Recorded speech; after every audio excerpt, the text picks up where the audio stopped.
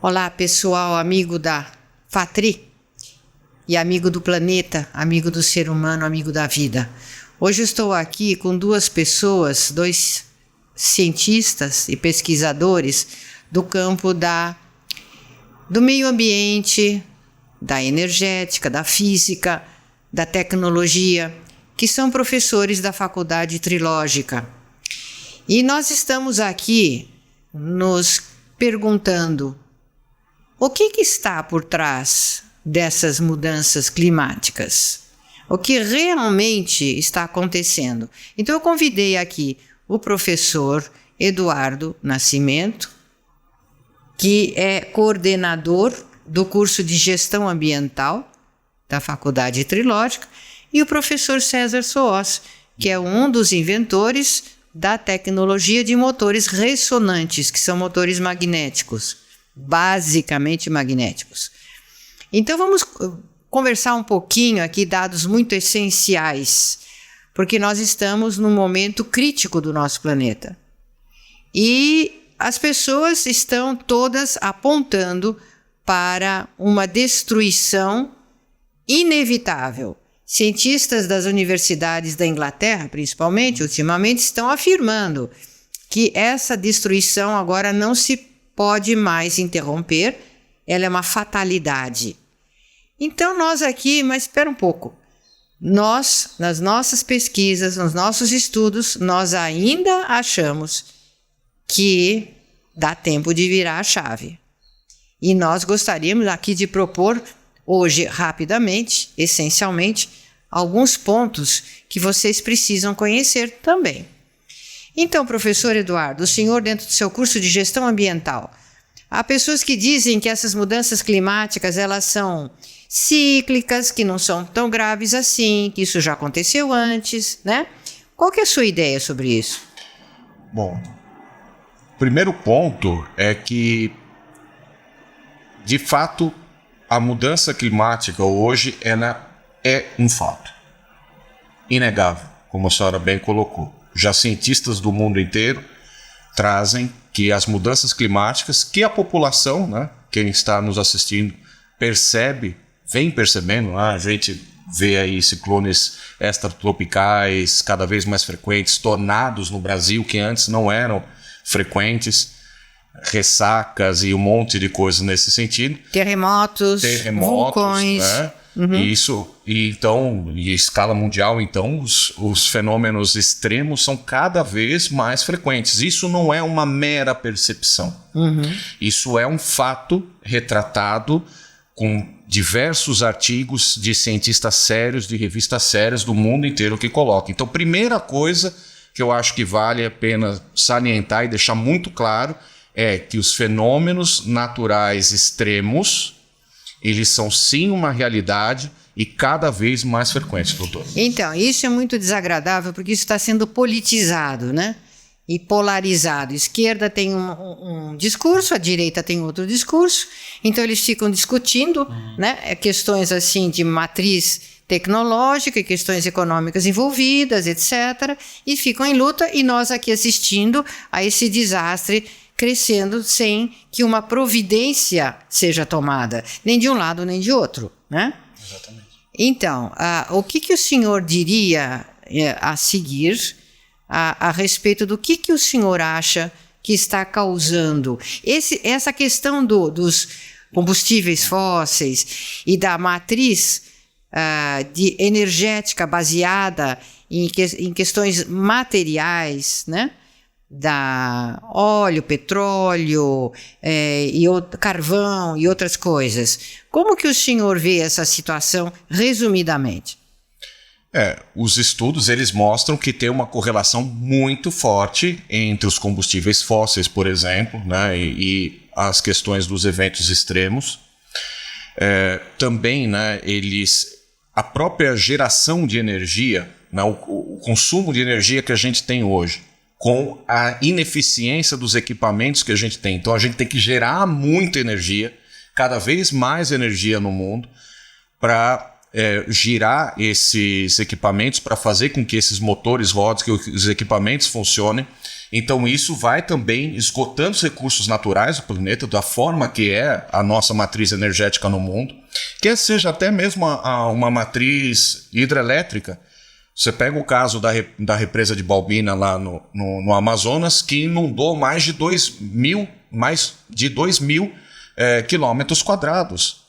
Né? Jogou uma floresta embaixo de água para gerar energia. E vários outros. Agora se fala, por exemplo, em trocar a matriz energética, né, dos carros a combustão para carros elétricos. E de onde vai vir essa energia? Como que vai ser produzido? Não, a quantidade de energia elétrica que vai precisar é um absurdo. É um absurdo. E como que vai produzir essa energia elétrica? E se fala, por exemplo, agora em retomar, né? Vários países já estavam fechando, inclusive, as suas usinas nucleares e falam em retomar isso com toda a força. E então, isso não é altamente perigoso e poluente? A gente tem aí vários eventos. Fukushima. Recente na história, né? Sim. Recente na história que está aí, né? E países, por exemplo, como o Japão, planejando construir várias novas usinas hidrelétricas em locais de grandes instabilidades sísmicas. Né? Então, isso é muito perigoso. Imagina se isso começa a expandir para o resto do mundo. Né? Estados Unidos, por exemplo, com grandes instabilidades sísmicas, a gente vê uma crescente movimentação sísmica no mundo. Então, tudo isso é muito perigoso, né? Eu tenho, assim, a opinião de alguns professores da nossa faculdade que são biólogos, né? Uma bióloga, inclusive doutora em biologia, que ela é contra essa ideia, né? De que o combustível, a gasolina, essa emissão de gás carbônico estaria causando maiores problemas para a Terra. Ela acredita, inclusive, que a emissão de gás carbônico são altamente benéficas para as florestas, porque as florestas se alimentam e vivem de gás carbônico e transformam isso em oxigênio. E isso não é falado. E essa doutora em biologia bate o pé e diz, não, existem gases sim que vão junto com esses que são poluentes, precisaria de filtros e tudo mais, mas o gás carbônico não é esse vilão que todo mundo fala. Agora, veja bem, eu queria aqui agora lançar uma série de perguntas, de questionamentos. Cientista tem que questionar o tempo todo, né? Tem que pesquisar, não pode aceitar simplesmente um discurso que pode estar baseado em altos interesses econômicos e políticos. Então nós temos que questionar as coisas, né? Então essa tendência de migrar da matriz de fósseis para a matriz elétrica, eletrônica, de cada vez mais, como o senhor mesmo já falou, da onde virá toda essa eletricidade, a gente nota o perigo, o risco enorme de se romperem essas represas, esses diques. Lá no Japão, na China, tem a maior represa do mundo. Três Gargantas. Com todos esses abalos sísmicos. O que pode acontecer na China se essa represa se romper? Nossa, isso aí vai inundar uma área enorme. São mais de 27 cidades que seriam inundadas instantaneamente, doutora. E cidades grandes. E um monte de gente morrendo, um desastre ecológico formidável, né? Então aqui agora, professor César, o senhor é um dos inventores da tecnologia de motores ressonantes, que se baseia mais em magnetismo e muito pouco em eletricidade. Sim. E o professor Eduardo, que tem estudado os efeitos nefastos da eletricidade, já com um monte de trabalhos científicos produzidos, publicados, sobre o risco de eletricidade cada vez mais sendo usada, uma porção de antenas, uma porção de satélites, essas ondas atravessando os nossos cérebros, os nossos organismos, isso tudo não atravessa também as florestas, os mares e até mesmo a crosta terrestre? Será, colocando aqui como uma pergunta, não como uma afirmação, não poderia haver uma chance desse excesso de ondas eletrônicas elétricas para cá, para lá, que isso pudesse estar provocando uma porção de terremotos, de vulcões que estão renascendo, acordando. Será que esses animais que se desnorteiam para todo lado, uma porção de chuva de pássaros, chuvas de peixes, estão perdendo o rumo, porque esses animais seguiam pelo magnetismo? Então a eletricidade estaria atrapalhando tudo isso? Ou quem que quer responder isso? Eu posso responder, doutora Cláudia. Existe um autor chamado Arthur Firstenberg. Ele fez um estudo muito interessante sobre os impactos da eletrificação no planeta Terra. E ele veio pesquisando isso desde o início do século XX. E ele percebeu que cada passo de eletrificação correspondia a uma nova epidemia no mundo. Então, por exemplo, nos anos, quando teve a gripe espanhola lá, foi o início do rádio. 1918, naquela época mais ou menos, que começaram as primeiras transmissões de rádio. Então o planeta Terra começou a ser envolvido por esse tipo de onda. Depois, quando chegou na Segunda Guerra Mundial, foram os radares. São ondas de radar que tinham uma outra frequência e gerou nova epidemia. Em 68 foram os satélites que geraram aquela gripe de Hong Kong, que foi um novo tipo de onda. E agora nós estamos na época dos celulares. E onde nasceu essa epidemia, que lá na China, em Wuhan, aquela cidade, era justamente onde foi a cidade que foi primeiramente coberta 100% pelo 5G. Então isso não é coincidência. Existe de fato uma relação instantânea entre as epidemias, as doenças dos micro-organismos e essas malhas de eletrificação cada vez de mais alta frequência. O ser humano não é feito, e nem a biologia do planeta é feita para ser bombardeada com esse tipo de energia. Então aí já vem a primeira questão. Será que o problema é produzir eletricidade com radiação, ou com hidrelétrica, ou com carvão? Ou será que o problema será que a eletricidade em si é boa? Porque ela está gerando essas coisas nocivas, são coisas que nós não vemos, mas está nos afetando. Por exemplo, os celulares, se a gente para pensar no celular que nasceu em 2004, 2005, os primeiros, o número de pessoas com Alzheimer, de ausência, de deficiências mentais, de todos os tipos aumentaram, justamente acompanham o aumento dos celulares no mundo, doutora.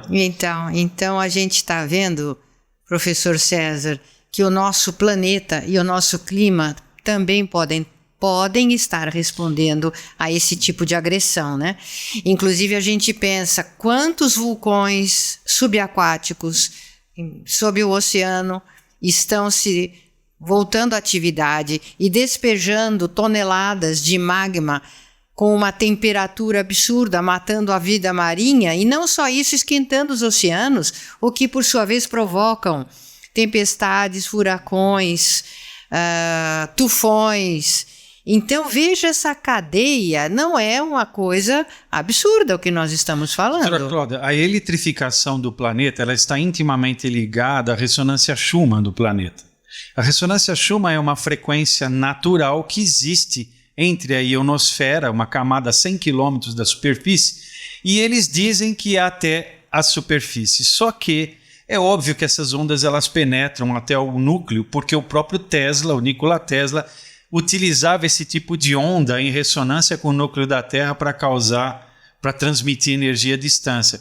Então o que acontece? Se você tem uma eletrificação muito intensa, você vai alterar essa ressonância através da alteração do número de raios do planeta. Porque a ressonância Schumann ela é intimamente ligada à quantidade de raios que existem no planeta. Então, por exemplo, se essa quantidade de raios aumentar, a ressonância Schumann aumenta. E quais são as consequências imediatas desse aumento? Se você muda a frequência de oscilação ressonante do planeta, é como você mexer numa corda, mais ou menos. Essa corda vai exercer maior ou menor amplitude na oscilação.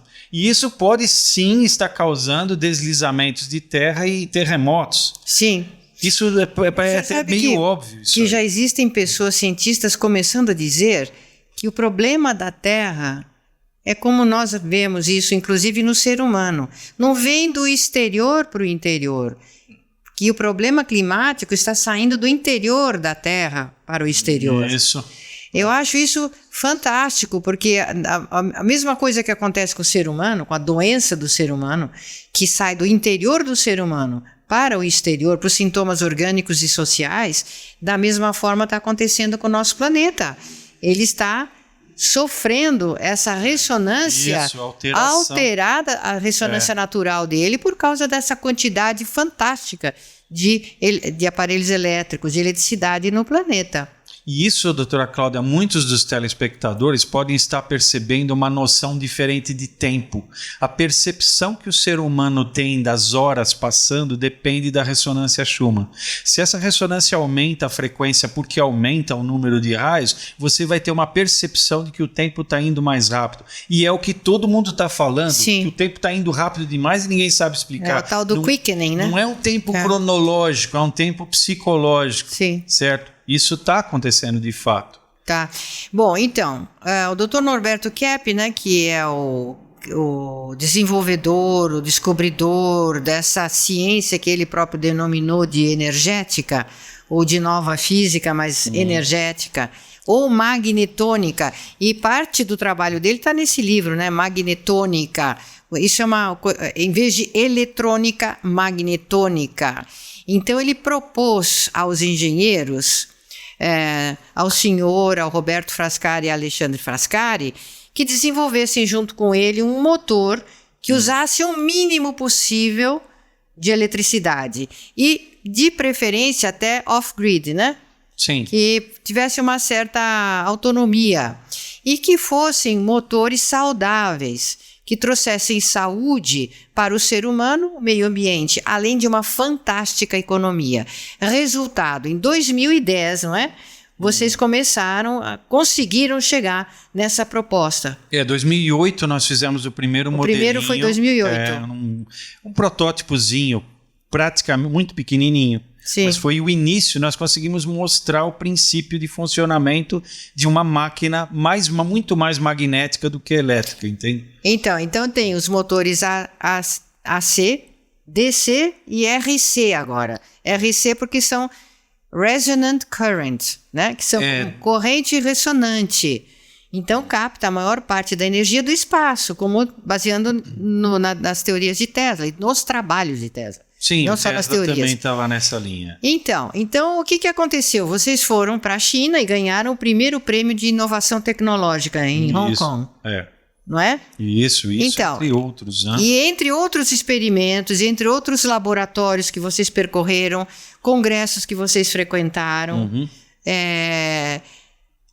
palestras, grupos de engenheiros que vocês foram, laboratórios de medição, os melhores do mundo, da Alemanha, da França, Estados Unidos e França. CNRS na França, Estados Unidos. PTB na Alemanha, né? PTB na Alemanha. E o melhor dos Estados Unidos, que ficava onde? Da Carolina do Norte, né? Carolina do Norte. Então, todos eles comprovaram a eficiência desses motores. Então, se alguém está querendo fazer economia, se alguém tivesse interesse de fazer economia, já estariam desenvolvendo essa tecnologia toda, não é? Então a gente está vendo aí que existem sim outros interesses por trás, que são de ordem econômica e política, e que a gente tem até muito receio de tocar nesse assunto, porque a gente sabe o que isso pode acarretar. Mas nós temos essa obrigação de transmitir às pessoas que nos ouvem que já existe essa tecnologia no planeta, que essa tecnologia poderia ser desenvolvida, sim, salvar a Terra. Sim, salvar o clima. Sem dúvida, doutora. Então é uma questão de vontade e desvontade aqui na humanidade. Sem dúvida. Não é? Sem dúvida. Hoje, né, uma tecnologia que já teve tanto reconhecimento internacional. Patentes em diversos países, Rússia, Estados Unidos, México, Brasil, China, Hong Kong. Enfim, né, já é comprovado isso, como a senhora falou, né, todos esses laboratórios já comprovaram. Né, isso tinha que estar hoje, está sendo estudado em todas as universidades. Isso tinha que estar hoje, isso é pauta política. E sendo aplicado. Sendo né? política pública Correndo. do mundo inteiro. Não dá para entender. Para a saúde orgânica dos seres humanos e vivos, todos os seres vivos, e para a saúde do planeta, e para a saúde econômica, o bolso. E até para um desenvolvimento tecnológico global, para as nações. Exatamente. As indústrias, as fábricas, iriam produzir muito mais e melhor. Sem dúvida, doutor. Muito mais e melhor.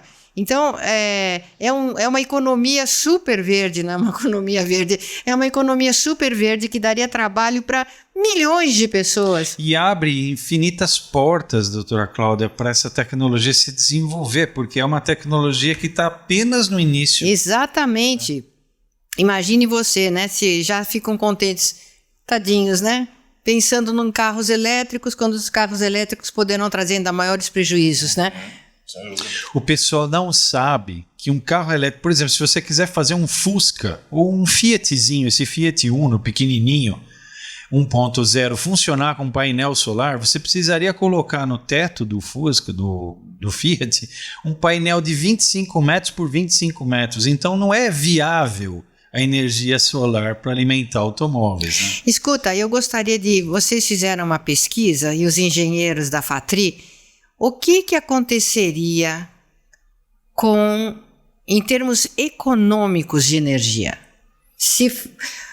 Uma vez você falou para mim, professor César, que o maior uso de motores do mundo são os motores de baixa potência. Não, é assim... Cavalos. Cerca de 50%, 47% Sim. de toda a energia elétrica consumida no mundo vem de motores. Então vamos dizer, 50% é motor. Então olha só a importância de motor. E se um país quer se industrializar, ele tem que pensar em motor, não vai pensar em outra coisa. Então isso é diretamente proporcional ao desenvolvimento de uma nação. Agora, desses 50%, vamos dizer, 25% são dos motores pequenininhos. Esses pequenininhos, eletrodomésticos bem pequenos, entende? Então é muita energia que a gente está falando dos motores abaixo de 1 cavalo. A gente fez um estudo só para mostrar que esses 25% desses 50%, né? Que muitas vezes o pessoal fala, mas pequena potência, mas a gente não tem, eu particularmente, eu falo por mim, doutor. Sim. Eu não tinha noção do impacto que tem esses pequenos motores no mundo. Sim. Assim, se você pensa só, aí a gente trouxe alguns dados aqui, por exemplo, no Brasil, se estima que tenha mais ou menos 1,02 refrigeradores por residência. Claro, vai ter residência que não tem residência que tem 2, mas hoje quase 98% dos domicílios brasileiros já tem um refrigerador.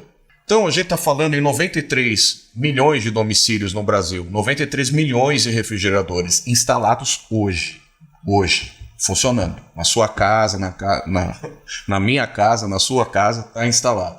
Máquina de lavar, ventilador, ar-condicionado. A gente pegou só esses 4 equipamentos e só em domicílios. Só em domicílios. Não estamos considerando comércio, não estamos considerando indústria.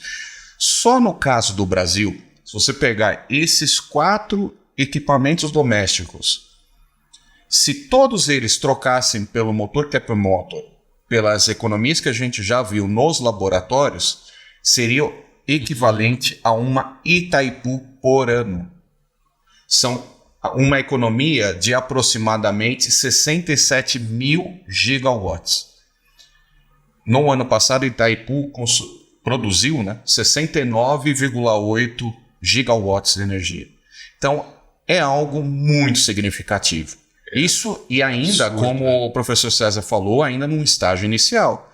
Isso pode não ter uma limitação para vamos imaginar, não é que a gente queria tirar a Itaipu, mas esse uso poderia ser destinado a muitas outras áreas do Brasil que precisam de eletricidade, precisam de desenvolvimento econômico, industrial, agropecuário, de todo tipo. Exato. Né? Então, a gente quer trazer riqueza para o país e não trazer uma economia estúpida somente, assim, não, vamos economizar. Não, a gente quer abundância de energia para o país. E né? sem contar, doutora Cláudia, que muitos motores hoje eles são a gasolina porque os painéis solares não são suficientes para movê-los. E no caso do Cap Motor, um painel solar move, eles preferem usar gasolina. Então, todas essas regiões, César, da Amazônia, tudo isso, e lá no Nordeste... Tudo solar poderia ser. Estaria amplamente coberto de motores que servem para uma porção de funções, inclusive a agropecuária. Sim, doutora, com certeza. Bombas hidráulicas, refrigeradores, freezers, ventiladores. O que nós temos no momento que nós fazemos na nossa oficina da faculdade, que é um artesanato, né? É um artesanato.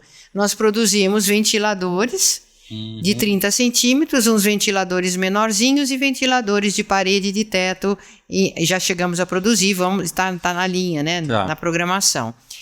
Mas, além dos ventiladores, o que mais vocês poderiam fazer com esse tipo de potência de motor?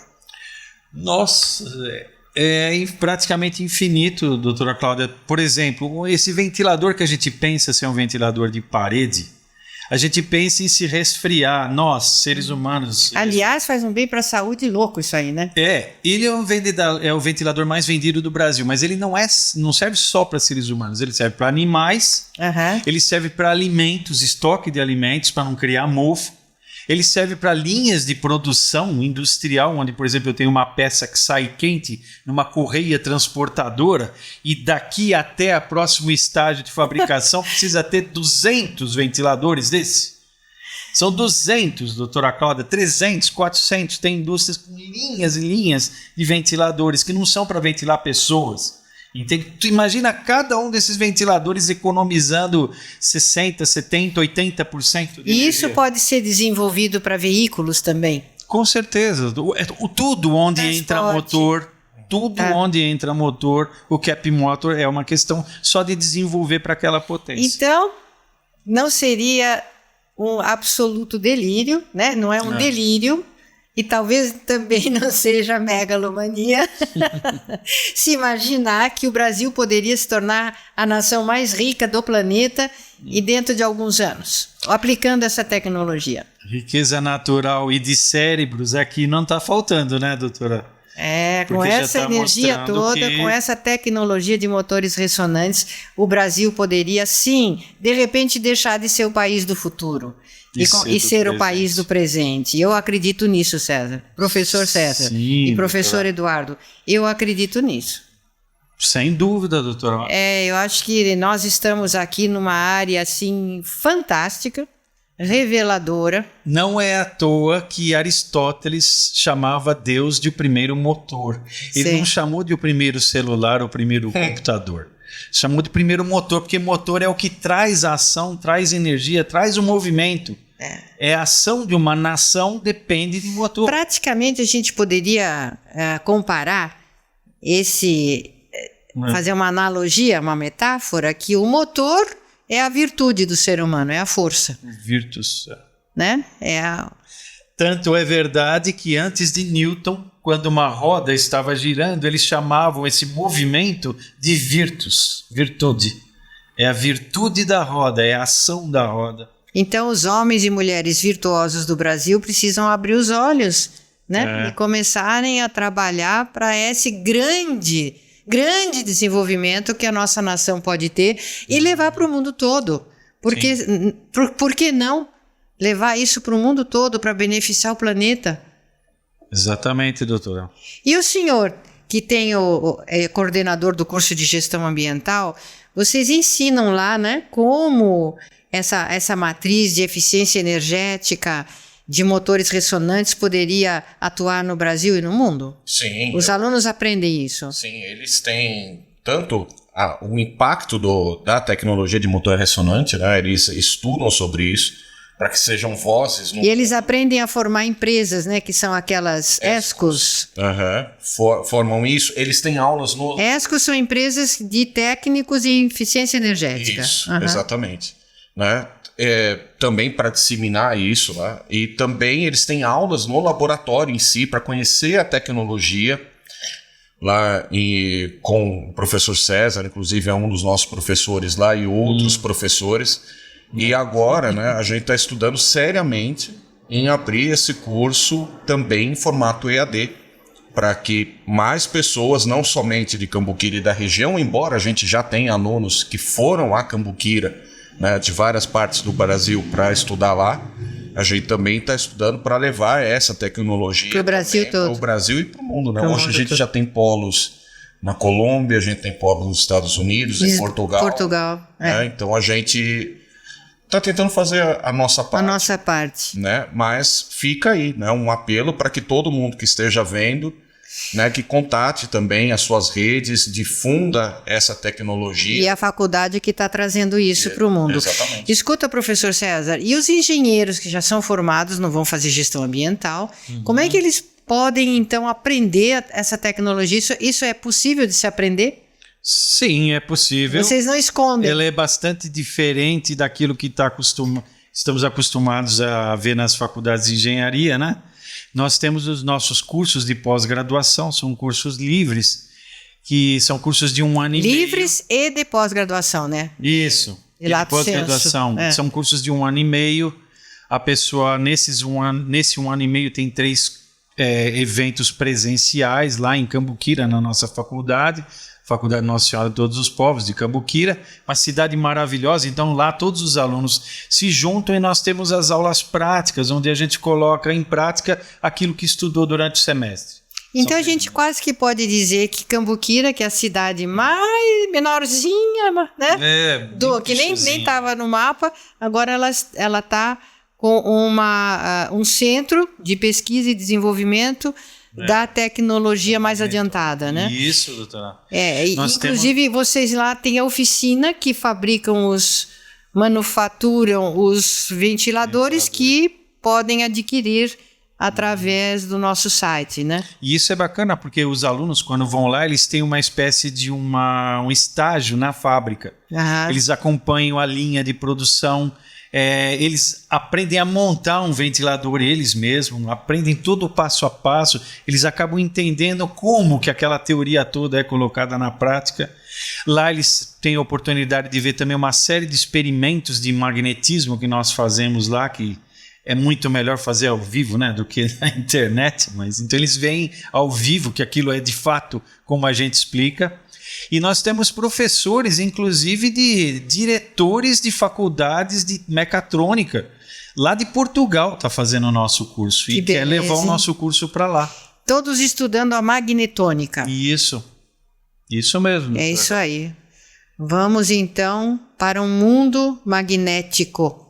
Um mundo magnético. Um mundo magnético que é saudável, que é autossustentável, e que é profundamente amigo da natureza, dos seres humanos, da humanidade e do planeta.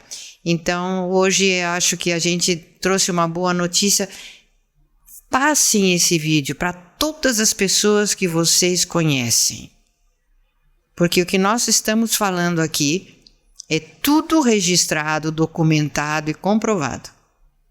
Passem esse vídeo, repassem o mais rápido possível. Ainda temos tempo de virar a nossa chave de vida no planeta. Até a próxima. Até.